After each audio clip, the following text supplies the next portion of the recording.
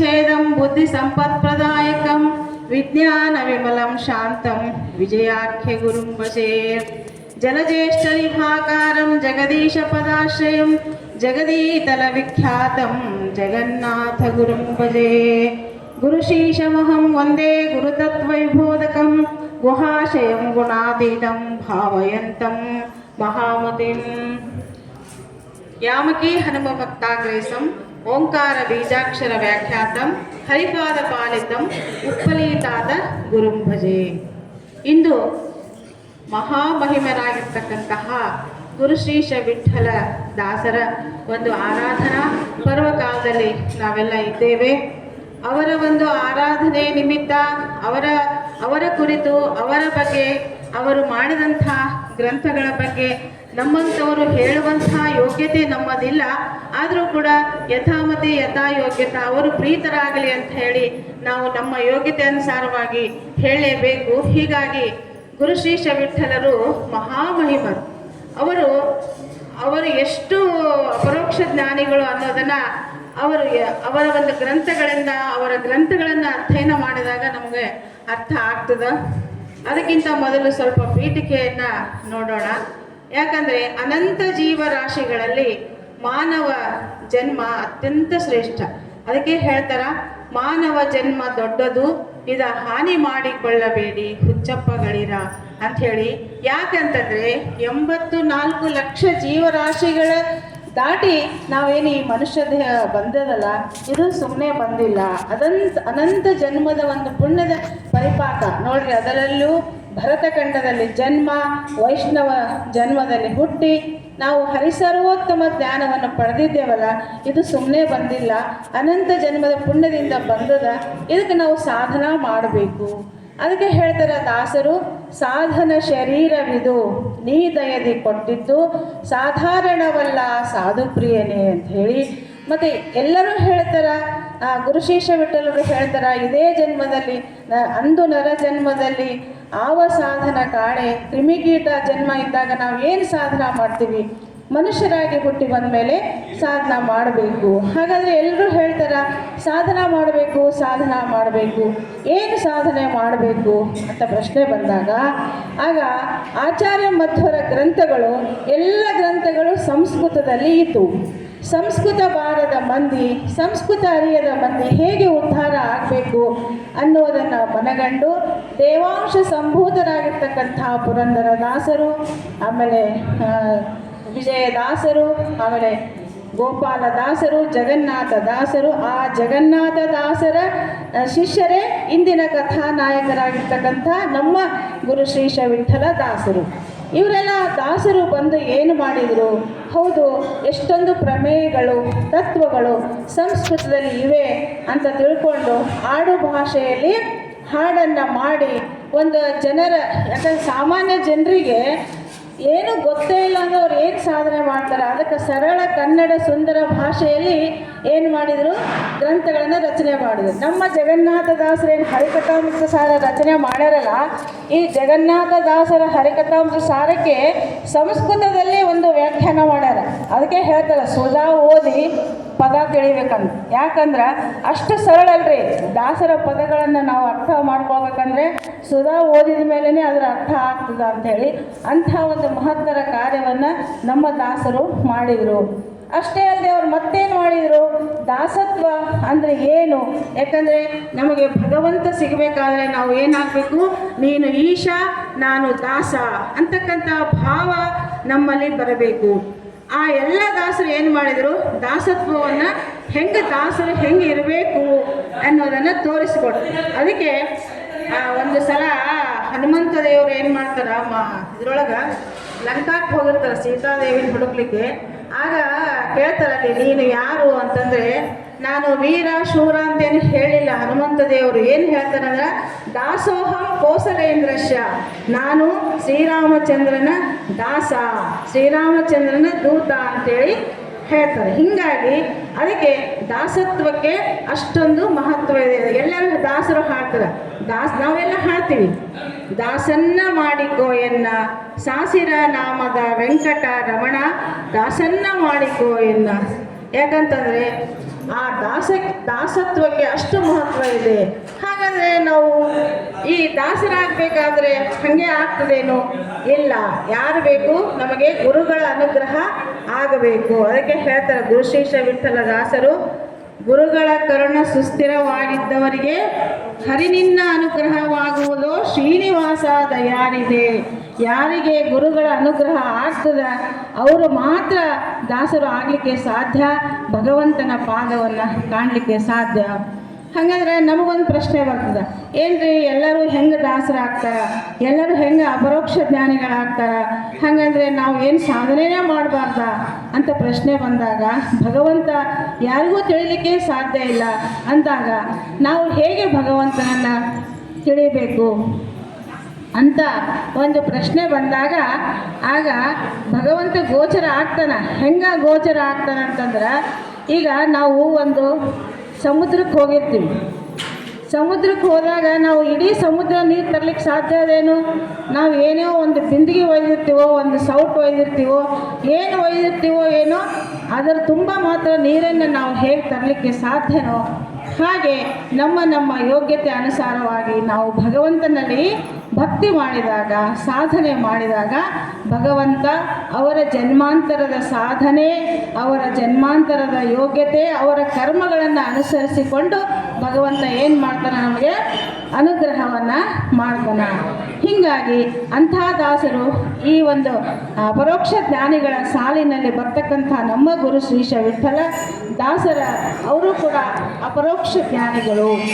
ಅವರ ಒಂದು ಚರಿತ್ರೆಯನ್ನು ನಾವು ನೋಡೋದಾದರೆ, ಗುರು ಶ್ರೀಶ ವಿಠ್ಠಲ ದಾಸರು 1745ರಲ್ಲಿ ಇದೇ ಕನಕಗಿರಿಯಲ್ಲಿ ಅವರು ಜನಿಸಿದರು. ನೋಡ್ರಿ ಎಂಥ ಒಂದು ಪುಣ್ಯ ಭೂಮಿ ನಮ್ಮ ಕನಕಗಿರಿ. ಯಾಕಂದರೆ ನಾವು ಅವ್ರ ಕಾಲದಲ್ಲಿ ಏನು ಅವ್ರ ಪಾದ ಧೂಳಿಯಾಗಿದ್ವೋ ಏನಾಗಿದ್ವೋ, ಇಂಥ ಒಂದು ಪವಿತ್ರ ಸ್ಥಳದಲ್ಲಿ ನಾವು ಜನಿಸಿವಲ್ಲ ಅನ್ನೋದ್ರಿಂದ ನಮಗೆ ಅತ್ಯಂತ ಹೆಮ್ಮೆ ಅನ್ನಿಸ್ತದ. ಅವರು ಇಲ್ಲಿ ಜನಿಸಿದರು. ಅವರ ತಂದೆಯ ಹೆಸರು ತಮ್ಮಣ್ಣ ಅಂಥೇಳಿ. ಅವರು ಕೂಡ ಈ ನರಸಿಂಹದೇವರ ಒಂದು ಸೇವೆಯನ್ನು ಮಾಡಿ ಹುಟ್ಟಿದ್ದಕ್ಕೆ ಅವರಿಗೆ ನರಸಿಂಹ ಅಂಥೇಳಿ ಹೆಸರನ್ನು ಇಟ್ಟಿರ್ತಾರೆ. ಅವರು ಕೂಡ ವೃತ್ತಿಯಲ್ಲಿ ಕುಲಕರ್ಣಿ ವೃತ್ತಿಯನ್ನು ಮಾಡ್ತಾ ಇರ್ತಾರೆ. ನರಸಪ್ಪನ ಇವರು ನೋಡ್ರಿ, ಈ ಒಂದು ಕುಲಕರ್ಣಿಕೆ ವೃತ್ತಿಗೂ ಮತ್ತು ದಾಸತ್ವಕ್ಕೂ ಅದು ಏನು ಅವಿನಾಭಾವ ಸಂಬಂಧ ಇದೆಯೋ ಗೊತ್ತಿಲ್ಲ. ಎಲ್ಲರ ಒಂದು ಚರಿತ್ರೆ, ದಾಸರ ಚರಿತ್ರೆಯನ್ನು ನಾವು ನೋಡಿದಾಗ ಎಲ್ಲರೂ ಏನಿರ್ತಾರೆ ಅಂತಂದರೆ, ಮೊಟ್ಟ ಮೊದಲನೇದಾಗಿ ಅವರು ಕುಲಕರ್ಣಿಯರಾಗಿರ್ತಾರೆ. ಎಲ್ಲ ಈ ನಾವು ಶೇಷದಾಸರ ಒಂದು ಜೀವನ ಚರಿತ್ರೆ ನೋಡ್ರಿ. ನಮ್ಮ ಮೊನ್ನೆ ನಮ್ಮ ಉಪ್ಲಿ ತಾತ ಅವರು ಏನು ಎಲ್ಲರೂ ನೋಡಿರಿ, ಉಪ್ಲಿ ತಾತ ಅವರು ಕೂಡ ಮೊದಲು ಕುಲಕರ್ಣಿಯರಾಗಿದ್ದರು. ಆ ಒಂದು ಕುಲಕರ್ಣಿ ವೃತ್ತಿಗೂ ದಾಸತ್ವಕ್ಕೂ ಏನು ಅವಿನಾಭಾವ ಸಂಬಂಧ ಇದನ್ನೋ ಗೊತ್ತಿಲ್ಲ. ಇವರು ಕೂಡ ವೃತ್ತಿಯಲ್ಲಿ ಕುಲಕರ್ಣಿ ಆಗಿದ್ದರು. ಇವರು ಅನೇಕ ವೈಭವಯುತ ಕಾರ್ಯಗಳನ್ನು ಮಾಡ್ತಾಯಿದ್ರು. ಬ್ರಾಹ್ಮಣರು ಭೋಜನ ಮಾಡಿಸ್ತಿದ್ರು. ಅನೇಕ ಸತ್ಕರ್ಮಗಳನ್ನು ಮಾಡೋದು ನೋಡಿ ಅನೇಕ ಕುಹಕಿಗಳು ಇವ್ರಿಗೆ ಇಷ್ಟೆಲ್ಲ ರೊಕ್ಕ ಎಲ್ಲಿಂದ ಬಂತು, ಇವರು ಸರ್ಕಾರದ ದುಡ್ಡು ಏನು ಮಾಡ್ಯಾರ, ಲೂಟಿ ಮಾಡ್ಯಾರ ಅಂತ ಹೇಳಿ ಅವರಿಗೆ ಒಂದು ಆಪಾದನೆ ಕೊಟ್ಬಿಡ್ತಾರೆ. ಯಾಕಂದ್ರೆ ಕುಹಕಿಗಳು ಅಂತಕ್ಕಂಥವ್ರು ಎಲ್ಲ ಕಾಲದಲ್ಲಿ ಇರ್ತಾರೆ. ನಾವು ಯಾರಾದರೂ ಒಂದು ಒಳ್ಳೆ ಕೆಲಸ ಮಾಡ್ತಾರೆ ಅಂದ್ರೆ ರೊಕ್ಕ ಬರ್ತಿದ್ದಿದ್ದು ಅವ್ರಿಗೇನ್ರಿ ಇಷ್ಟು ರೊಕ್ಕ ಹೊಡಿತಾರ ಅದಕ್ಕೆ ಮಾಡ್ತಾರೆ ಸಹಜ ಅಂದ್ಬಿಡ್ತೀವಿ ನಾವು, ಹೌದಿಲ್ಲ? ಇವ್ರಿಗೂ ಕೂಡ ಅಂಥ ಒಂದು ಆಪಾದನೆ ಬಂತು. ಅವ್ರು ಏನು ಮಾಡ್ಬಿಡ್ತಾರ, ಜೈಲಿಗೆ ಹಾಕ್ಬಿಡ್ತಾರೆ. ಕಾರಾಗೃಹಕ್ಕೆ ಹಾಕಿದಾಗ ಅವ್ರಿಗೆ ಭಾಳ ಮನಸ್ಸಿಗೆ ಬೇಸರ ಆಗ್ತದೆ. ನಾನು ಎಷ್ಟು ಒಂದು ಪ್ರಾಮಾಣಿಕವಾಗಿ ನಿಷ್ಠೆಯಿಂದ ನಾನು ಕೆಲಸ ಮಾಡಿದೆ, ಏನು ಭಗವಂತ ನನ್ನ ಜೈಲಿಗೆ ಹಾಕ್ಬಿಟ್ರಲ್ಲ. ಆಗ ಶ್ರೀಹರಿ ಸ್ವಪ್ನದಲ್ಲಿ ಬಂದು ಹೇಳ್ತಾನ, ನೋಡಪ್ಪ ನರಸಿಂಹಪ್ಪ, ಸಾಕು, ಇನ್ಮೇಲೆ ಲೌಕಿಕವನ್ನು ಬಿಟ್ಟುಬಿಡು, ನೀನು ಆ ವೃತ್ತಿಯನ್ನು ಬಿಟ್ಟು ದಾಸತ್ವವನ್ನು ವಹಿಸ್ಕೋ, ನೀನು ನನ್ನ ದಾಸನಾಗು, ನಿಂದೆಲ್ಲ ಸರಿ ಹೋಗ್ತದ ಅಂತೇಳಿ ಹೇಳಿದ್ರಂತ. ಮುಂಜಾನೆ ನೋಡೋದ್ರಾಗ ಎಲ್ಲರೂ ಬಂದೆ, ಇಲ್ರಿ ನಿಮ್ದೇನು ತಪ್ಪಿಲ್ಲ, ನಾವು ಸುಮ್ಮನೆ ನಿಮ್ಮನ್ನು ಜೈಲಿಗೆ ಹಾಕೀವಿ, ನಿಮ್ಮನ್ನು ಬಿಟ್ಟು ಬಿಡ್ರಿ ಅಂತ ಅಂದ್ರಂತ. ಇಂಥ ಒಂದು ಘಟನೆ ನೋಡಿದಾಗ ನಾವು ಕಾಶಿದಾಸರು, ನೀವೆಲ್ಲ ಕಾಶಿದಾಸರು ಉಪ್ಲಿ ತಾತನೆಲ್ಲ ನೋಡಿದವ್ರು ಇದ್ದೀರಿ ಇಲ್ಲಿ. ಕಾಶಿದಾಸರು ಅವ್ರು ಏನು ಮಾಡ್ತಿದ್ರು, ಸಾಲಿಗ್ರಾಮ ತಂದು ಮಾಡ್ತಾ ಇದ್ರು. ಅವ್ರನ್ನ ಏನು ಮಾಡಿಬಿಟ್ರು, ಪೊಲೀಸರು ಜೈಲಿಗೆ ಹಾಕಿದ್ರು.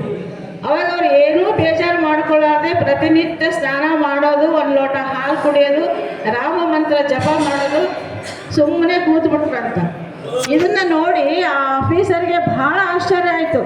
ಎಂಥ ಭಗವದ್ ಭಕ್ತರಿದ್ದಾರ, ಇಂಥವ್ರನ್ನ ನಾವು ಜೈಲಿಗೆ ಹಾಕಬಾರ್ದಾಗಿತ್ತು ಅಂತ ಹೇಳಿ ಆಮೇಲೆ ಆ ಜೈಲ್ ಅಧಿಕಾರಿ ಬಂದು ಅವ್ರಿಗೆ ನಮಸ್ಕಾರ ಮಾಡಿ, ತಪ್ಪಾಯ್ತು ರೀ ನಿಮ್ಮಂಥವ್ರನ್ನ ಜೈಲಿಗೆ ಹಾಕಿದ್ದು ಅಂಥೇಳಿ. ಅವಾಗ ಅವ್ರಂದ್ರಂತ, ಇರ್ಲಿ ಬಿಡಪ್ಪ, ನಾವೇನು ಶ್ರೀಕೃಷ್ಣ ಹುಟ್ಟಿದ ಸ್ಥಳದೊಳಗಿದ್ದೀವಿ ಅಂದ್ರೆ ಧ್ಯಾನ ಮಾಡಲಿಕ್ಕೆ ಬಂದವರಿಗೆ ಮನೆ ಆದ್ರೇನು ವನ ಆದ್ರೇನು ಅಂದ್ರೆ ಜ್ಞಾನಿಗಳು ಹೆಂಗೆ ಇರ್ತಾರ, ಅವ್ರಿಗೆ ಎಷ್ಟೇ ಕಷ್ಟ ಬಂದ್ರೂ ಭಗವಂತ ಮಾಡಿಸಿದ್ದು ಅನ್ನೋದನ್ನು ಅವರು ತಿಳ್ಕೋತಾರ ಅಂತ ಇದರಿಂದ ಗೊತ್ತಾಗ್ತದ. ಅದಕ್ಕೆ ಇಲ್ಲಿ ಗುರುಶ್ರೀಶ ವಿಠಲರಿಗೆ ಏನಾಗಬೇಕಾಗಿತ್ತು, ಲೌಕಿಕದಿಂದ ಬಿಡಿಸ್ಬೇಕಾಗಿತ್ತು. ಭಗವಂತ ತನ್ನ ದಾಸನ್ನ ಮಾಡ್ಕೋಬೇಕಾಗಿತ್ತು. ಹೀಗಾಗಿ ಇದು ಒಂದು ಆಪಾದನೆ ನೆಪವನ್ನು ಮಾಡಿ ಅವರನ್ನು ಏನು ಮಾಡ್ತಾರ, ಬಿಡಿಸ್ಬಿಡ್ತಾರೆ. ಅದಕ್ಕೆ ಹೇಳ್ತಾರೆ ಭಗವಂತನಿಗೆ, ಆವುದಾವುದರಿಂದ ಘಟನೆಯನ್ನು ಮಾಡ್ಪೆಯೋ ಆವುದು ನಿನ್ನಾಧೀನವೋ ದೇವದೇವೇಶ ನಿನ್ನ ಭಾವ ಬಲ್ಲವರಾರೋ. ಭಗವಂತ ಆವುದಾವುದರಿಂದ ಒಂದು ಘಟನೆಯನ್ನು ಮಾಡಿ, ಒಂದು ಸಣ್ಣ ಘಟನೆಯನ್ನು ಮಾಡಿ ಅವರನ್ನು ಏನು ಮಾಡಿಬಿಡ್ತಾನ, ಲೌಕಿಕ ವೃತ್ತಿಯಿಂದ ಬಿಡಿಸಿ, ಅಂದರೆ ಕುಲಕರ್ಣಿಕೆ ವೃತ್ತಿಯಿಂದ ಬಿಡಿಸಿ ಅವರನ್ನು ದಾಸರನ್ನಾಗಿ ಮಾಡಲಿಕ್ಕೆ ಈ ಮಾರ್ಗಕ್ಕೆ ತರ್ತಾರ. ಅವಾಗ ಅಲ್ಲೇನಾಗ್ತದೆ, ಜಗನ್ನಾಥ ದಾಸರು ಕನಕಗಿರಿಗೆ ಬಂದಿರ್ತಾರೆ. ಆವಾಗ ಇವ್ರು ಹೋಗಿ ನಮಸ್ಕಾರ ಮಾಡ್ತಾರೆ. ಗುರುಗಳೇ, ನಾನು ನಿನ್ನ ಶಿಷ್ಯತ್ವ ವಹಿಸ್ತೀನಿ. ಆಯ್ತಪ್ಪ ಬಾ ಅಂತ ಹೇಳಿ ಅವರು ಮಾನವಿಯಲ್ಲಿ ಜಗನ್ನಾಥ ದಾಸರ ಹತ್ತಿರ 12 ವರ್ಷ ಸೇವಾ ಮಾಡ್ತಾರೆ. 12 ವರ್ಷ ಸತತವಾಗಿ ಸೇವಾ ಮಾಡ್ತಾರೆ. ಅಲ್ಲಿ 3 ಮಂದಿ ಇವರು ದಾಸರು. ಯಾರಂದರೆ ಶ್ರೀಶ ದಾಸರು ಅಂದರೆ ಹುಂಡೇಕಾರ ದಾಸರು, ಶ್ರೀಧ ವಿಠಲರು ಅಂದರೆ ಕಜ್ಜಿಗೆ ದಾಸರು, ಅಂದರೆ ಹರಿಕಥಾಮೃತ ಸಾರಕ್ಕೇನು ಫಲಸ್ತುತಿ ಬರ್ದಾರಲ್ಲ ಅವರು ಕಜ್ಜಿಗೆ ದಾಸರು ಮತ್ತು ಗುರುಶ್ರೀಶ ವಿಠಲ ದಾಸರು. ಇವರು 3 ಮಂದಿ ದಾಸರಿಗೆ ಅಲ್ಲಿ ಒಂದು ಘಟನೆ ನಡೀತದೆ. ಏನು ಅಂತಂದರೆ, ಇವರು 3 ಮಂದಿ ದಾಸರಿಗೆ ಒಂದು ಸಲ ಏನಾಗ್ತದಂದರೆ ಗಂಗಾ ಸ್ನಾನ ಮಾಡಬೇಕು, ಕಾಶಿಗೆ ಹೋಗಬೇಕು, ಗಂಗಾ ಸ್ನಾನ ಮಾಡಬೇಕು ಅಂತ ಬಹಳ ಆಸೆ ಆಗ್ತದೆ. ಗುರುಗಳೇ, ನಾವು ಕಾಶಿಗೆ ಹೋಗಬೇಕು, ಗಂಗಾ ಸ್ನಾನ ಮಾಡಬೇಕು ಗುರುಗಳೇ ಅಂತ ಕೇಳ್ತಾ ಇರ್ತಾರೆ. ಗುರುಗಳೇನಂತಾರ, ಯಾಕೆ ಹೋಗ್ತೀರಿ, ಕಾಶಿಗೆ ಹೋಗ್ತೀರಾ, ಹೋಗ್ಬೇಡ್ರಿ, ಕಾಶಿಗೆ ಹೋಗ್ಬೇಡ್ರಿ, ಇಲ್ಲೇ ಇರ್ರಿ, ಹಿಂಗೆ ಹೇಳ್ತಿರ್ತಾರೆ. ಇವ್ರಿಗೆ ಒಂಥರ ಭಾಳ ಬೇಸರ ಆಗ್ಬಿಡ್ತದೆ. ಯಾವಾಗ ನೋಡಿದ್ರೆ ನಮ್ಮ ಗುರುಗಳು ಕಾಶಿಗೆ ಹೋಗ್ಬೇಡ್ರಿ ಅಂತಾರ. ಹಿಂಗ್ಯಾಕೆ ಅಂತಾರ ಅಂಥೇಳಿ ಒಂದ್ಸಲ ಏನು ಮಾಡ್ತಾರೆ, ಇವರು 3 ಮಂದಿ ದಾಸರು ಮಾತಾಡಿಕೊಂಡು ನಮ್ಮ ಗುರುಗಳಿಗೆ ಕೇಳ್ದ ನಾವು ಹೋಗ್ಬಿಡೋಣ ಅಂಥೇಳಿ ಬೆಳಗ್ಗೆ ಮುಂಜಾನೆ ಏನು ಮಾಡ್ತಾರೆ, 4 ಗಂಟೆಗೆ ಎದ್ದು ಚುಮು 4 ಗಂಟೆಗೆ ಎದ್ದು ಗಂಟು ಮೂಟೆ ಕಟ್ಕೊಂಡು ಇನ್ನೇನು ಹೋಗಬೇಕು ಅಂತ ಹೇಳಿ ಆ ಬಾಗಿಲು ದಾಟಿ ಹೋಗ್ತಾ ಇರ್ತಾರೆ. ಅಲ್ಲಿ ಏನು ಮಾಡ್ತಾರೆ ಅಂದರೆ 3 ಮಂದಿ ಸ್ತ್ರೀಯರು ಆ ಒಂದು ಜಗನ್ನಾಥ ದಾಸರ ಮನೆಯ ಕಸ ಬಳಿಯೋದು, ತಳಿ ಹಾಕೋದು, ರಂಗೋಲಿ ಹಾಕೋದು ಮಾಡ್ತಿರ್ತಾರೆ. ಇದನ್ನೆಲ್ಲ ನೋಡಿ ಅವ್ರಿಗೆ ಆಶ್ಚರ್ಯ ಆಗ್ತದೆ. ಯಾರಮ್ಮ ನೀವು, ಯಾರು ನೀವು ಅಂತ ಕೇಳ್ತಾರೆ. ಆಗ ಅವರು ಹೇಳ್ತಾರೆ, ನೋಡ್ರಪ್ಪ, ನೀವೆಲ್ಲ ಏನು ಕಾಶಿಗೆ ಸ್ನಾನ ಮಾಡಲಿಕ್ಕೆ ಅಂತ ಹೊಂಟಿರಲ್ಲ, ನಾವೆಲ್ಲ ಗಂಗಾ ಯಮುನಾ ತುಂಗಾ ಆ ನದಿ ಅಭಿಮಾನಿ ದೇವತೆಗಳು. ನಾವು ನಮ್ಮಲ್ಲಿ ಅನೇಕ ಜನರು ಬಂದು ಪಾಪ ಮಾಡ್ತಾರ, ತಮ್ಮ ಪಾಪವನ್ನು ನಮ್ಮಲ್ಲಿ ಬಿಟ್ಟು ಹೋಗ್ತಾರೆ. ನಮ್ಮ ಪಾಪ ಹೆಂಗೆ ಕಳ್ಕೋಬೇಕು, ಇಂಥ ಜ್ಞಾನಿಗಳ ಮನೆಯ ಸೇವೆಯನ್ನು ಮಾಡಿ ನಾವು ನಮ್ಮ ಪಾಪ ಕಳ್ಕೋತೀವಿ ಅಂದಾಗ ಅವ್ರಿಗೆ 3 ಮಂದಿ ದಾಸರಿಗೆ ಭಯಂಕರ ಒಂದು ಏನಾಗ್ಬಿಡ್ತದೆ, ರೋಮಾಂಚನ ಆಗಿ, ಹೌದಲ್ಲ ನಮ್ಮ ಗುರುಗಳು ಜಗನ್ನಾಥ ದಾಸರು ಎಷ್ಟು ದೊಡ್ಡವರಿದ್ದಾರ, ಇಂಥ ದಾಸರ ಮಹಿಮೆ ನಮಗೆ ಗೊತ್ತಾಗಲೇ ಇಲ್ಲ. ಯಾಕಂದ್ರೆ ಅವ್ರು ಹೆಂಗಿರ್ತಾರೆ ದಾಸರು ಅಂದರೆ ಬೂದಿ ಮುಚ್ಚಿದ ಕೆಂಡ ಇದ್ದಂಗೆ ಇರ್ತಾರೆ. ಈಗಲೂ ನಮ್ಮ ನಡುವೆ ಅನೇಕ ದಾಸರು ಇರ್ತಾರೆ, ಅನೇಕ ಜ್ಞಾನಿಗಳು ಇರ್ತಾರೆ. ಅವ್ರು ಎಲ್ಲೋ ಒಂದು ಕಡೆ ಸುಮ್ಮನೆ ಕೂತ್ಕೊಂಡಿರ್ತಾರೆ, ಅವ್ರಿಗೆ ಗೊತ್ತಾಗೋದೇ ಇಲ್ಲ ಇಷ್ಟು ದೊಡ್ಡವರು ಇದ್ದಾರೆ ಅಂತ ಹೇಳಿ. ಬಂದು ತಪ್ಪಾಯ್ತು ಗುರುಗಳೇ ಅಂಥೇಳಿ ಅವರಿಗೆ ನಮಸ್ಕಾರ ಮಾಡ್ತಾರೆ. ಮುಂದೆ ಇದೇ ಒಂದು ಅನುಭವದಿಂದ ನಮ್ಮ ಗುರುಶ್ರೀಶ ವಿಠಲರು ಒಂದು ಹಾಣೆಯಲ್ಲಿ ಬರೀತಾರೆ. ಯಾಕಂದ್ರೆ ತಮ್ಮ ಅನುಭವಿಸಿದ್ದನ್ನು ಬರೀತಾರೆ. ಏನು ಬರೀತಾರ ಅಂತಂದ್ರೆ, ಹರಿದಾಸರಿದ್ದ ಸ್ಥಳ ವರಕಾಶಿ ಮೊದಲಾದ ಕುರುಕ್ಷೇತ್ರಗಿಂತಧಿಕವೋ ಸುರ ಋಷಿ ಮುನಿಗಳು ಇಲ್ಲಿ ಹರುವೈಕುಂಠ ಸರಿಮಿಗಿಲು ಎಂದೆನಿಪರೋ. ಅಂದರೆ ಹರಿದಾಸರಿದ್ದ ಸ್ಥಳ ಏನಂದರೆ ಅದೇ ಕಾಶಿ, ಅದೇ ರಾಮೇಶ್ವರ, ಅದೇ ಇದು ಅಂತಕ್ಕಂಥದ್ದನ್ನು ತಾವು ಅನುಭವಿಸಿದ್ದನ್ನು ತಮ್ಮ ಒಂದು ಹಾಡಿನಲ್ಲಿ ಬರೀತಾರೆ. ಯಾಕಂತಂದರೆ ಅನುಭವ ಬೇರೆ, ಅನುಭಾವ ಬೇರೆ. ಅನುಭವ ಅಂದರೆ ಹೊರಗಿನಿಂದ ಆಗ್ತಕ್ಕಂಥ ಅನುಭವ, ಅನುಭಾವ ಅಂದರೆ ಒಳಗಿನಿಂದ ಆಗ್ತಕ್ಕಂಥ ಅನುಭವ, ಅದನ್ನು ಅನುಭವಿಸಿ ಅವರು ಬರೀತಾರೆ. ಮತ್ತು ಇನ್ನು ಅನೇಕ ಸುಳಾದಿಗಳಲ್ಲಿ ಅವರು ಅನೇಕ ಸುಳಾದಿಗಳೊಳಗೆ ಒಂದು ಕಡೆ ಒಂದು ತಾಳದಲ್ಲಿ ಹರಿದಾಸರು ನಾವು ಎಷ್ಟು ಮಹತ್ವ ಕೊಡಬೇಕು ಹರಿದಾಸರಿಗೆ ಅನ್ನೋದನ್ನು ಅವರು ಒಂದು ತಾಳದಲ್ಲಿ ಹೇಳ್ತಾರೆ. ಹರಿದಾಸರ ಸ್ಮರಣೆ ದುರಿತವು ಪರಿಹಾರ, ದರ್ಶನವೇ ಸಕಲ ತೀರ್ಥ ಕ್ಷೇತ್ರ ಯಾತ್ರೆ, ವರಪಾದ ಪ್ರಕ್ಷಾಲನ ಜಲಮಾರ್ಜನವು ಸುರನದಿ ಮೊದಲಾದ ಸಕಲ ತೀರ್ಥ ಸ್ನಾನ, ಅರಳವ ಸಂಭಾಷಣ ಪರತತ್ವ ಬೋಧ, ಶಿರವಾಗಿ ವಂದನೆ ತ್ರಯತಾಪ ದೂರ, ಹರ್ಷದಿಂದಲೇ ಅವರ ಅರ್ಚಿಸೆ ಹರಿಪೂಜೆ, ಸುರಸ ಭೋಜನ ಮಾಡಿಸೆ ಶ್ರೀಹರಿ ನೈವೇದ್ಯ, ಪರಿಪರಿ ವಿನಯಾದರ ಶ್ರೀಪತಿಗೆ ಆರುತಿ, ಸರಸ ಮಾತುಗಳೆಲ್ಲ ಹರಿಮೂರ್ತಿಗಳಿವರು, ಕುರುಹುವಲ್ಲವರಿಗೆ ದೊರಕರು ಅನ್ಯರಿಗೆ, ಗುರುಶೇಷ ವಿಠಲ ಇವರ ಸೇವೆಯೋಳಿರಿಸೋ. ನೋಡಿ, ತಮ್ಮ ಸುಳಾದಿ ಒಳಗ ಹರಿದಾಸರು ಅಂದರೆ ಏನು? ಅವರು ಭಗವಂತನ ಛಲಪ್ರತಿಮೆಗಳು, ಜಡ ಪ್ರತಿಮೆ, ಛಲ ಪ್ರತಿಮೆ ಅಂತ ಎರಡು ಪ್ರತಿಮೆಗಳಲ್ಲಿ. ಈಗ ನಾವು ದೇವರಿಗೆ ಪಂಚಾಮೃತ ಅಭಿಷೇಕ ಮಾಡ್ತೀವಿ, ನೈವೇದ್ಯ ಮಾಡ್ತೀವಿ, ಎಲ್ಲ ಮಾಡ್ತೀವಿ. ಆ ಒಂದು ಪುಣ್ಯ ಅದಕ್ಕೆ ಭಗವಂತ ಪ್ರೀತನಾಗೋದಕ್ಕಿಂತ ಹೆಚ್ಚು ಒಬ್ಬ ಜ್ಞಾನಿಗಳು, ಒಬ್ಬ ದಾಸರು, ಒಬ್ಬ ಪಂಡಿತರು ನಮ್ಮ ಮನೆಗೆ ಬಂದಾಗ ಅವರಿಗೆ ನಯವಾಗಿ ಮಾತಾಡಿ, ಅವರಿಗೆ ಪಾದ ತೊಳೆದು, ಅವರಿಗೆ ಒಂದು ಎಲ್ಲ ಕ್ಷೇಮವನ್ನು ವಿಚಾರ ಮಾಡಿ ಅವರಿಗೇನು ಊಟ ಮಾಡಿಸ್ತೀವಲ್ಲ, ಭಗವಂತ ಅಲ್ಲಿ ಏನು ನಾವು ಪಂಚಾಮೃತ ಅಭಿಷೇಕ ಮಾಡಿ ಜಡ ಪ್ರತಿಮೆ ಒಳಗ ಪೂಜೆ ಮಾಡ್ತೀವಲ್ಲ, ಅದಕ್ಕಿಂತ ಅನಂತ ಪಟ್ಟು ಪ್ರೀತಿ ಎಲ್ಲಿ ಆಗ್ತಾನ? ಛಲ ಪ್ರತಿಮೆ. ಅಂದರೆ ಯಾರು ಛಲ ಪ್ರತಿಮೆಗಳು?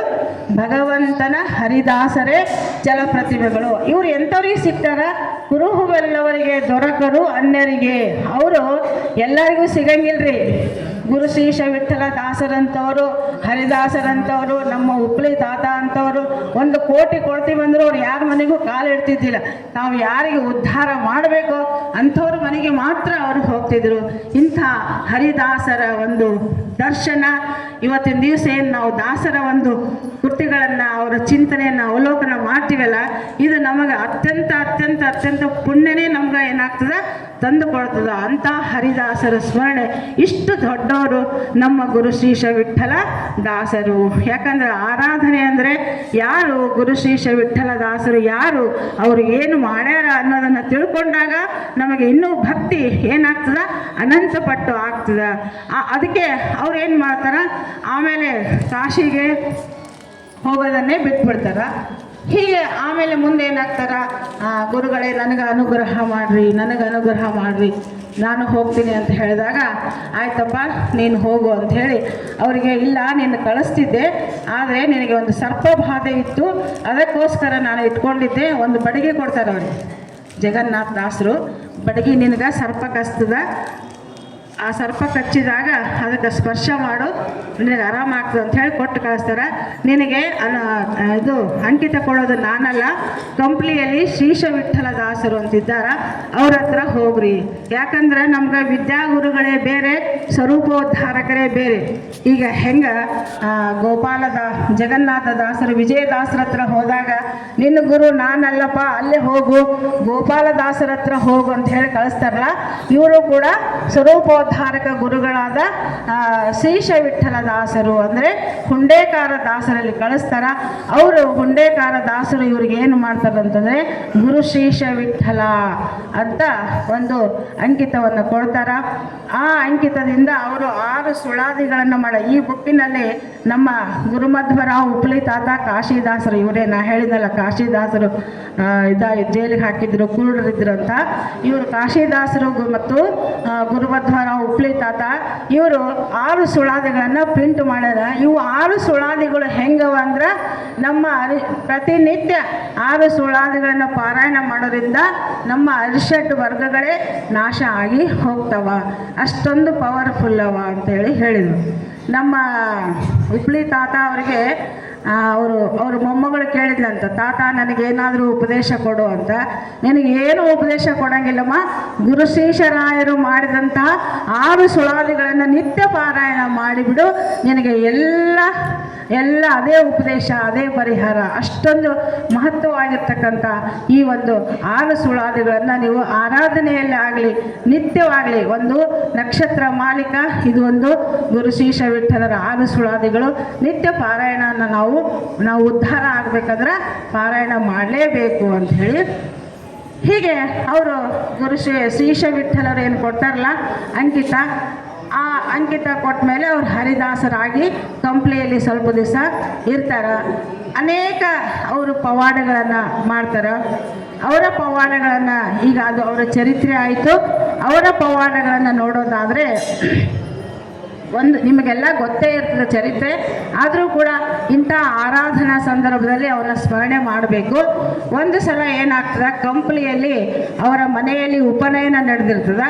ಉಪನಯನ ನಡೆದ ಸಂದರ್ಭದಲ್ಲಿ ಅಲ್ಲೇ ಪ್ರವಾಹ ಬಂದು ಎಲ್ಲ ಡ್ಯಾಮ್ ಫುಲ್ ಆಗಿಬಿಟ್ಟಿರ್ತದೆ. ಆ ಕಡೆ ದಡದಿಂದ ತುಪ್ಪ ಬರಬೇಕಾಗಿತ್ತು, ಬರಲೇ ಇಲ್ಲ.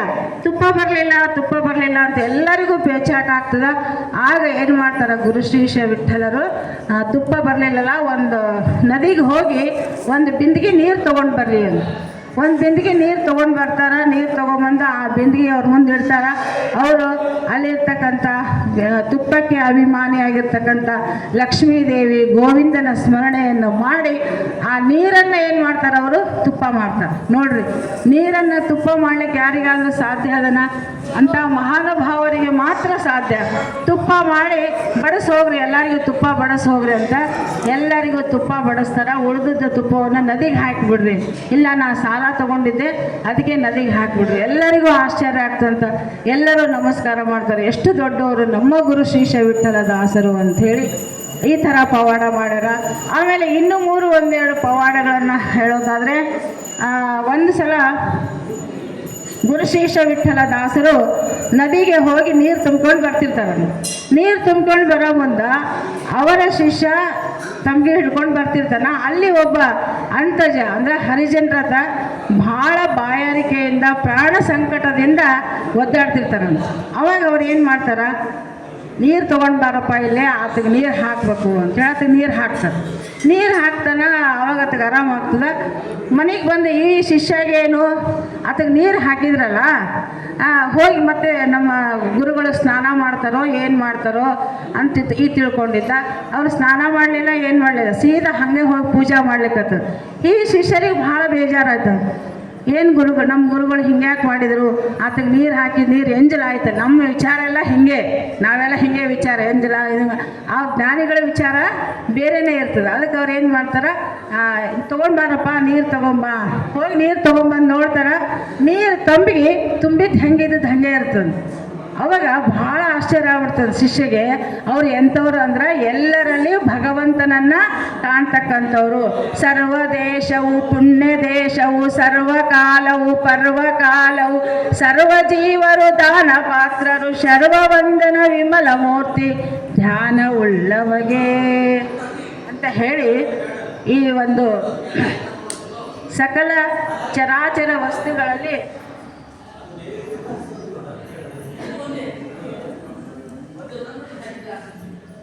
ಸಕಲ ಚರಾಚರ ವಸ್ತುಗಳಲ್ಲಿ ಭಗವಂತನನ್ನು ಕಾಣ್ತಕ್ಕಂಥವ್ರಿಗೆ ಮಾತ್ರ ಇಂಥ ಒಂದು ಪವಾಡಗಳನ್ನು ಮಾಡಲಿಕ್ಕೆ ಸಾಧ್ಯ. ಸರ್ವಸ್ವಾಮಿ ಮಮ ಸ್ವಾಮಿ, ಯಾಕಂದರೆ ಎಲ್ಲರಲ್ಲೂ ಭಗವಂತನನ್ನು ಕಾಣು, ಇದು ಭಗವಂತ ನಿನಗೆ ಅರ್ಪಿತವಾಗಲಿ, ಭಗವಂತ ನೀನು ಪ್ರೀತನಾಗು ಅಂತ ಹೇಳಿ ಅವರು ಅರ್ಪಣೆಯನ್ನು ಮಾಡ್ತಿರ್ತಾರೆ. ಹೀಗೆ ಈ ಥರ ಒಂದು ಅವರು ಪವಾಡವನ್ನು ಮಾಡಿ ತೋರಿಸಿದ್ರು. ಆಮೇಲೆ ಇನ್ನೊಂದೆರಡು ಪವಾಡಗಳನ್ನು ಹೇಳ್ತಾರೆ. ಏನು ಅಂತಂದರೆ, ಅವರು ಎದೆಗೆ ಸುಣ್ಣ ಹಚ್ಕೊಂಡು ನದಿ ದಾಟ್ತಾರಂತ. ನದಿ ದಾಟಬೇಕಾದ್ರೆ ಒಂದು ಚೂರು ಸುಣ್ಣ ನೀರಿಗೆ ಕರಗ್ತದಲ್ಲ, ಒಂದು ಸ್ವಲ್ಪನೂ ಕರಗಿರಂಗಿಲ್ಲ.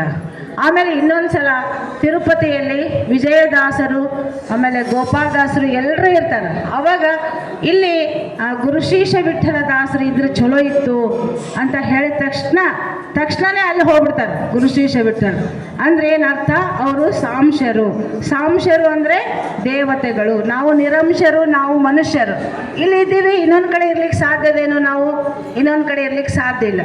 ಆದರೆ ದೇವತೆಗಳು ನೋಡ್ರಿ, ಇವತ್ತು ಅನೇಕ ಕಡೆಗಳಲ್ಲಿ ಅವರು ಆರಾಧನೆ ನಡೀತದೆ. ಕಂಪ್ಲಿಯಲ್ಲಿ ನಡೀತದ, ಬಳ್ಳಾರಿಯಲ್ಲಿ ನಡೀತದ, ಇನ್ನೂ ಅನೇಕ ಕಡೆಗಳಲ್ಲಿ, ಕುಂಟೋಜಿ, ಅನೇಕ ಕಡೆಗಳಲ್ಲಿ ಆರಾಧನೆ ನಡೀತದೆ. ಅಂದರೆ ಎಲ್ಲ ಕಡೆನೂ ಅವರು ಇರ್ತಾರೆ. ಯಾಕಂದರೆ ಅವರು ದೇವತೆಗಳು ಅನ್ನೋದನ್ನು ಕೂಡ ಅವರು ತೋರಿಸ್ಕೊಟ್ರು. ಹಿಂಗೆ ಅನೇಕ ಪವಾಡಗಳನ್ನು ಮಾಡಿ ಕೊನೆಗೆ ಅವ್ರು ಏನಾಗ್ತಾರೆ, ಕಾಶಿ ಯಾತ್ರಕ್ಕೆ ಹೋಗ್ತಾರೆ. ಕಾಶಿ ಯಾತ್ರಕ್ಕೆ ಹೋಗುವಾಗ ಅಲ್ಲಿ ಅವರೆಲ್ಲರೂ ಸೇರಿ ಏನು ಹೋಗಿದ್ರಲ್ಲ, ಅವರು ಹೋದವರೆಲ್ಲ ದೋಣಿಯಲ್ಲಿ ಮುಳುಗಿ ಪ್ರಾಣ ಬಿಡ್ತಾರೆ. ಇವರೊಬ್ಬರೇ ಉಳಿತಾರಂತ.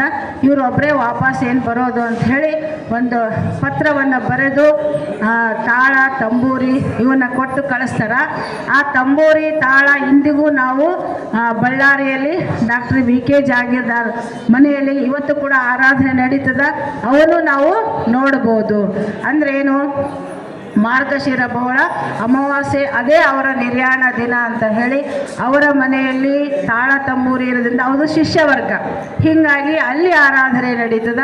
ಆಮೇಲೆ ಇಲ್ಲೇ ನಮ್ಮ ಕನಕಗಿರಿಯಲ್ಲಿ ಹುಟ್ಟಿದ್ದು ವಂಶಸ್ಥರ ಮನೆ, ಇಲ್ಲಿ ಆರಾಧನೆ ನಡೀತದ. ಕಂಪ್ಲಿ ಅವರ ತಾಯಿ ತವ್ರ ಮನೆ ಅಂತ ಹೇಳ್ತಾರೆ. ಖಜಾಂದಾರ್ ಕೆ. ರಾಘಣ್ಣ ಅವರ ಮನೆಯಲ್ಲಿ ಗುರುಶೀಶ ವಿಠ್ಠಲ ದಾಸರು ಪೂಜೆ ಮಾಡಿದಂತಹ ವಿಗ್ರಹಗಳಿವ. ಅವರು ಅಲ್ಲಿ ಕೂಡ ಅವರು ಅವನ್ನ ತಂದು ಅಲ್ಲಿ ಆರಾಧನೆ ಮಾಡ್ತಾರೆ. ಮತ್ತು ಕುಂಟೋಜಿಯಲ್ಲಿ ಸಹ ಆರಾಧನೆಯ ಇತ್ತೀಚೆಗೆ ಮಾಡಲಿಕ್ಕೆ ಪ್ರಾರಂಭ ಮಾಡ್ಯಾರ. ನೋಡ್ರಿ, ಆ ಕುಂಟೋಜಿಯಲ್ಲಿ ನಮ್ಮ ಕಾಕಾರ ಹೇಳಿದ್ರು, ಒಂದ್ಸಲ ಇನ್ಸ್ಪೆಕ್ಷನ್ಗೆ ಹೋದಾಗ ಅಲ್ಲಿ ಜನ ಹೇಳಿದ್ರಂತ, ಇಲ್ಲಿ ಒಂದು ಕಟ್ಟಿ ಐತ್ರಿ, ಅಜ್ಜಾರ್ ಕಟ್ಟಿ, ಯಾರಿಗಾದರೂ ಏನಾರ ಜ್ವರ ಬಂದರೆ, ಎತ್ತಿಗೆ ಏನಾದ್ರೆ ಹೋಗಿ 3 ಸುತ್ತು ಹಾಕಿ ಬಂದರೆ ಎಲ್ಲ ಪರಿಹಾರ ಆಗ್ತವ ಅಂತ ಹೇಳಿ ಅಷ್ಟೊಂದು ಮಹಾಮಹಿಮೆ ಉಳ್ಳವರು ನಮ್ಮ ಗುರುಶೀಶ ವಿಠ್ಠಲ ದಾಸರು. ನಿಜವಾಗ್ಲೂ ಸಾಕಷ್ಟು ಅವರ ಪವಾಡಗಳು, ಅವರ ಜೀವನ ಚರಿತ್ರೆ, ಪವಾಡಗಳು. ಅವರು ಮುಖ್ಯವಾಗಿ ಏನು ಮಾಡ್ಯಾರ ನಿಮಗೆಲ್ಲ ಗೊತ್ತದ. ಭಾನು ಕೋಟಿ ತೇಜ ಲಾವಣ್ಯ ಮೂರೋತಿ ಶ್ರೀ ವೆಂಕಟೇಶನೇ ನಮ ನಮೋ ಶ್ರೀನಿವಾಸ ದಯಾನಿಧೇ ನೀಲ ಮೇಘ ಶ್ಯಾಮ ಪಾಲ ಸಾಗರ ಶಯನ ಶೀಲ ಕುಮೇಶನೇ ನಮ ನಮೋ ಶ್ರೀನಿವಾಸ ದಯಾನಿಧೇ. ಈ ರೀತಿಯಾಗಿ ಅವರು 27 ನುಡಿಯ ಒಂದು ನಕ್ಷತ್ರ ಮಾಲಿಕ ಅಂತಕ್ಕಂಥದ್ದನ್ನು ಅವರು ರಚನೆಯನ್ನು ಮಾಡ್ಯಾರ. ಅವರು ಜಗನ್ನಾಥ ದಾಸರು ಏನು ಹೇಳ್ಯಾರಲ್ಲ, ಜಗನ್ನಾಥ ದಾಸರು ಹರಿಕಥಾಮೃತ ಸಾರದಲ್ಲಿ ಮೊದಲು ಗೋಪಾಲದಾಸರ ಶಿಷ್ಯರು ಜಗನ್ನಾಥ ದಾಸರು. ಗೋಪಾಲದಾಸರು ಅನೇಕ ಸುಳಾದಿಯಲ್ಲಿ ಅನೇಕ ತಾಳಗಳಲ್ಲಿ ವಿಸ್ತಾರವಾಗಿ ಹೇಳಿದ್ದನ್ನು ಜಗನ್ನಾಥ ದಾಸರು ಒಂದು ನುಡಿಯಲ್ಲಿ ಹೇಳಿದರು. ಜಗನ್ನಾಥ ದಾಸರು ಒಂದು ನುಡಿಯಲ್ಲಿ ಹೇಳಿದ್ದನ್ನು ನಮ್ಮ ಗುರುಶೀಶ ವಿಠ್ಠಲರು ಒಂದೇ ಒಂದು ಲೈನ್ನಲ್ಲಿ ಹೇಳ್ತಾರೆ. ಏನು ಹೇಳ್ಯಾರ ಅನ್ನೋದನ್ನು ಸ್ವಲ್ಪ ಒಂದು 4 ಲೈನ್ಗಳನ್ನು ಜಗನ್ನಾಥ ದಾಸರು ಹೇಳಿದ್ದನ್ನು ಗುರುಶೀಶ ವಿಠ್ಠಲರು ಹೇಗೆ ಹೇಳ್ಯಾರ ಅನ್ನೋದನ್ನು ನೋಡೋಣ.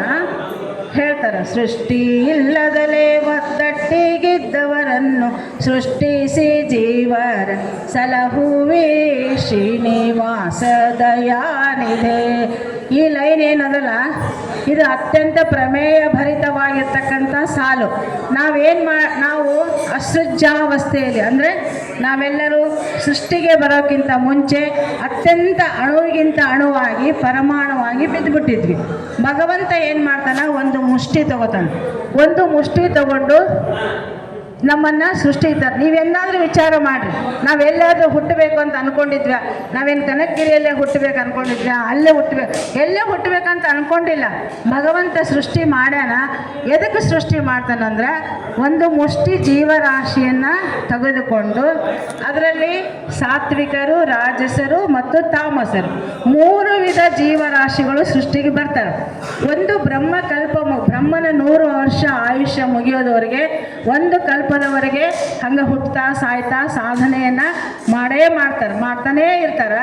ಯಾರು ಸಾತ್ವಿಕರು ಇರ್ತಾರೋ ಅವರನ್ನು ಮುಕ್ತಿಗೆ ಕಳಿಸ್ತಾರ. ಯಾರು ರಾಜಸರು ಇರ್ತಾರೋ ಅವ್ರು ಇಲ್ಲೇ ಸಾಂತಾನಿಕ ಲೋಕಗಳಲ್ಲಿ ಓಡಾಡ್ತಾ ಇರ್ತಾರೆ.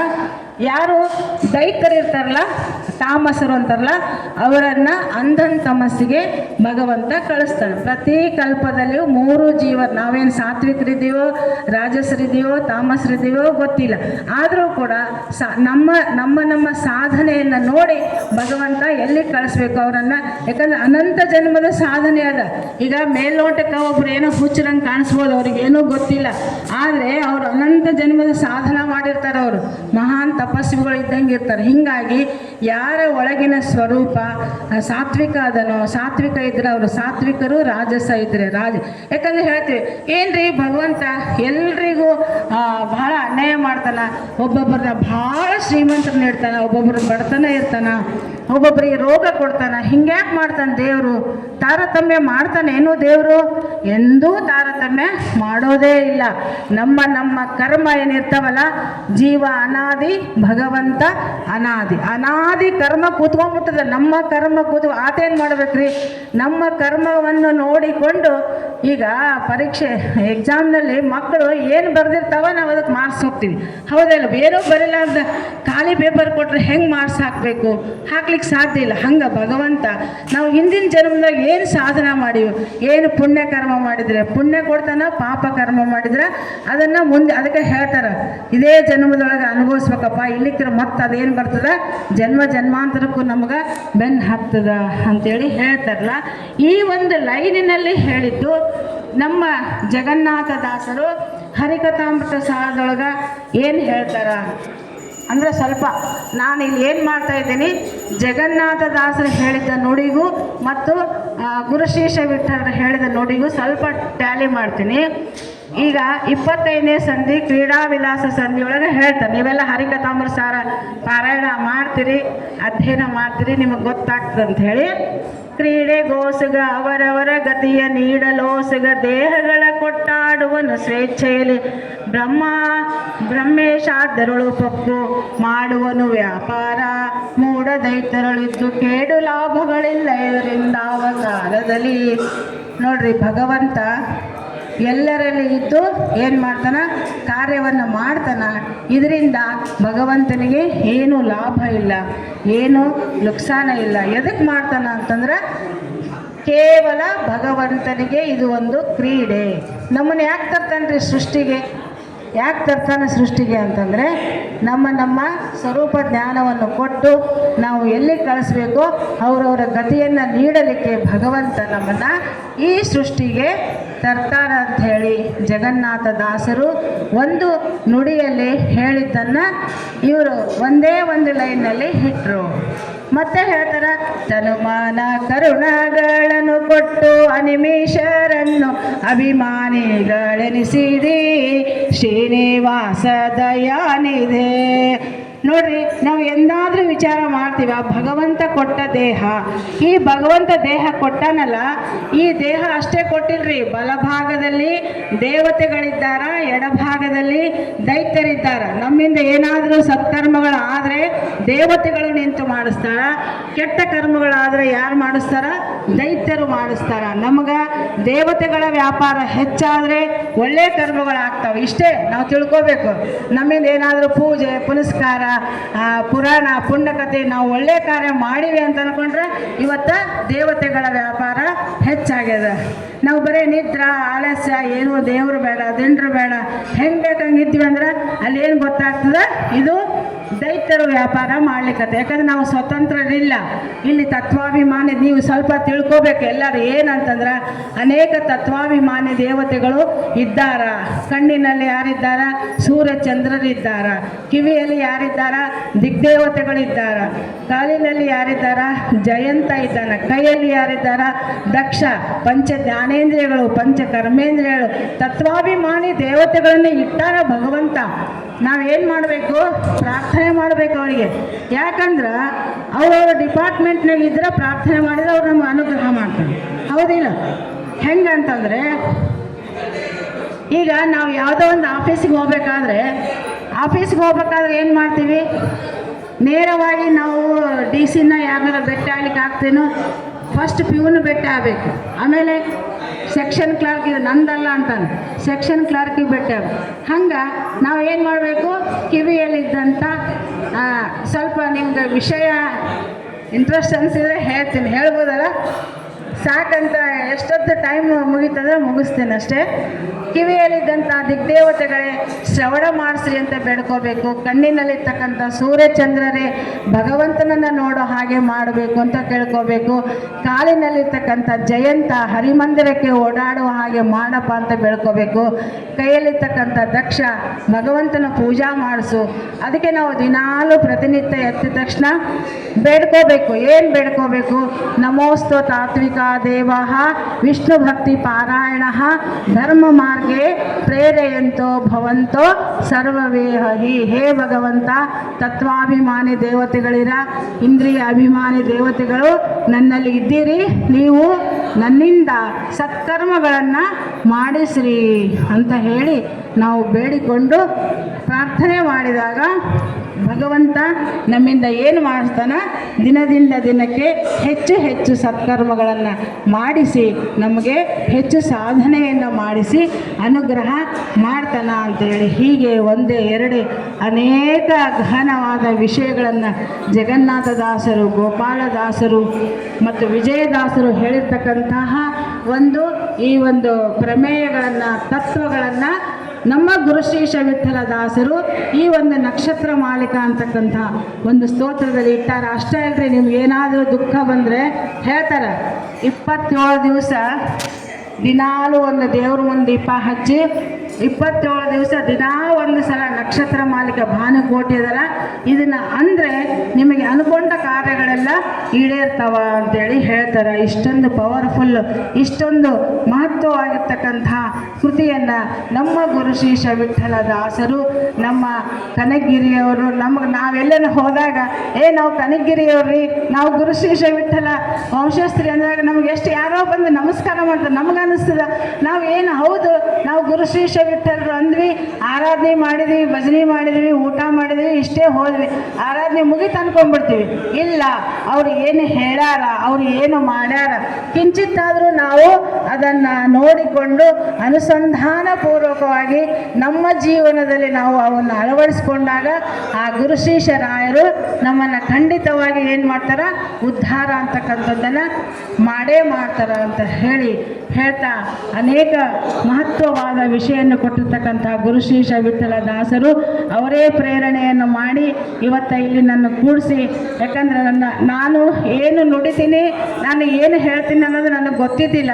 ಅವರೇ ಪ್ರೇರಣೆ ಮಾಡಿ ನುಡಿಸ್ಯಾರ. ಯಾಕಂದ್ರೆ ಮುಖ್ಯ ಪ್ರಾಣ ಯಾವಾಗಲೂ ದ್ವಿದಳ ಕಂಠದಲ್ಲಿ, ಪ್ರತಿಯೊಬ್ಬರ ಕಂಠದಲ್ಲಿ 2 ದಳದ ಕಮಲದಲ್ಲಿ ಮುಖ್ಯ ಪ್ರಾಣ ಕುಳಿತುಕೊಂಡು ಶಬ್ದಗಳನ್ನು ಏನು ನುಡಿಸುತ್ತಾನೆಯೋ ಅದನ್ನು ನುಡಿಲಿಕ್ಕೆ ಮಾತ್ರ ಸಾಧ್ಯ ಅಂತ ಹೇಳಿ ಇವರೆಲ್ಲ ಗುರುಶ್ರೀಶ ವಿಠ್ಠಲ ಪ್ರತಿಷ್ಠಾನದ ನಮ್ಮ ಗೋಪಾಲಕೃಷ್ಣ ಆಯಿತು, ವೆಂಕಣ್ಣ ಆಯಿತು, ನಮ್ಮ ಬಾಬಣ್ಣ ಎಲ್ಲರೂ ಒಂದು ನನ್ನ ಮೇಲೆ ಅಭಿಮಾನವನ್ನು ಮಾಡಿ, ಇಲ್ಲ ನೀನು ಪ್ರವಚನ ದಾಸರ ಬಗ್ಗೆ ಹೇಳಬೇಕು ಅಂತ ಹೇಳಿ ನನ್ನನ್ನು ಅತ್ಯಂತ ಪ್ರೀತಿಯ ಆದರದಿಂದ ನಾನು ಏನು ಹೇಳಿನೇ ಗೊತ್ತಿಲ್ಲ, ಯಾಕಂದ್ರೆ ನಾನು ಅಂಥ ಜ್ಞಾನಿ ಅಲ್ಲ ಅಂತ ಹೇಳಿನಿ.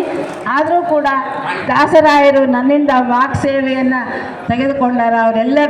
ಅವರೆಲ್ಲ ಭಗವಂತ ಪ್ರೀತನಾಗಲಿ, ಗುರುಶ್ರೀಶ ವಿಠ್ಠಲ ಅಂತರ್ಯಾಮಿ ಭಗವಂತ ಪ್ರೀತನಾಗಲಿ ಅಂತ ಹೇಳ್ತಾ, ಮಮ ಪತ್ಯಂತರ್ಗತ ಅಸ್ಮತ್ ಗುರುವಂತರ್ಗತ ತತ್ವಾಭಿಮಾನಿ ದೇವತೆಯ ಅಂತರ್ಗತ ಭಾರತೀ ರಮಣ ಮುಖ್ಯ ಪ್ರಾಣಾಂತರ್ಗತ ಶ್ರೀ ಕೃಷ್ಣಾರ್ಪಣ ನಮಸ್ತು.